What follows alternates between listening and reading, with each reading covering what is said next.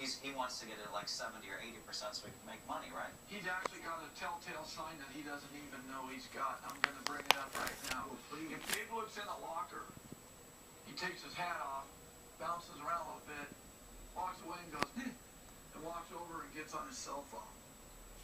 He does that a lot. Just like he did here earlier. Yeah, he does that a lot. We call that happy feet. You know, when a guy's bouncing, when your feet are going up and down, it means you're happy. It means you like what you're seeing. So next time you see somebody bouncing, any bad mouth and smells like this, dirty laundry. If Dave says something negative about the unit, you know it's good. The wheels are in motion, the guy's thinking.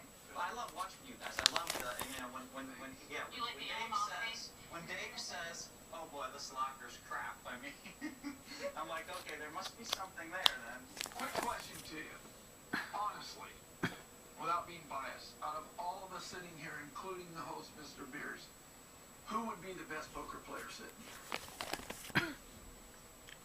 I'd have to go with Mr. Beers, only because he has put together, because he's done it across multiple levels. So in other words, he's put together all of these shows that have become hit shows, and so he's operating on that level, and then he's a host too, he's operating on another level. In our industry, you see CEOs of companies come in, and they have a huge advantage. They've climbed to the top of their business world, so they understand the dynamics of the people and how to treat people at their table, and they understand the value of the hands relative to, what's out there on the board. And so I'd have to give it to That him was a for very that safe reason. answer. That's But true. I'll have to agree with you, hands down. Because you gotta read people and you gotta manipulate people, otherwise you'll never be successful. Absolutely. It's part of business. So, anybody want to play a little poker? You want to cut the deck for the highest card? Let's give it a shot, shall we?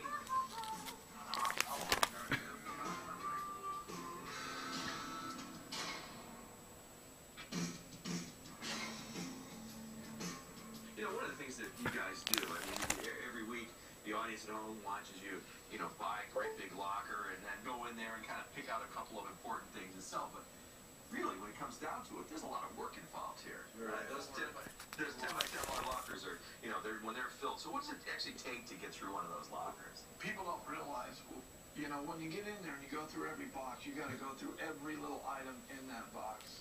You got to separate it, you got to categorize it, and you've got to start getting a mindset of what it's worth and what you're going to do. Then you've got to load it, then you got to haul it off, and then you've got to take it to wherever it is you're going to sell it. So my theory is the less I touch it, the more I'm going to make. What you do? Well, you have to invest in your business. I have over $200,000 in trucks and equipment, and that's not constantly moving the best items that you see on the show. I mean, we sell, dollar items, $5 items, $500 items. So I have 15 employees. It's just basically a processing center. It's no different than a recycling center or a grocery store. You have a product, you merchandise it, you sell it. It's about figuring out how to sell everything in that unit. That's important. Those really expensive items are great, but sometimes it takes a very long time to find the person that's going to pay that money for them.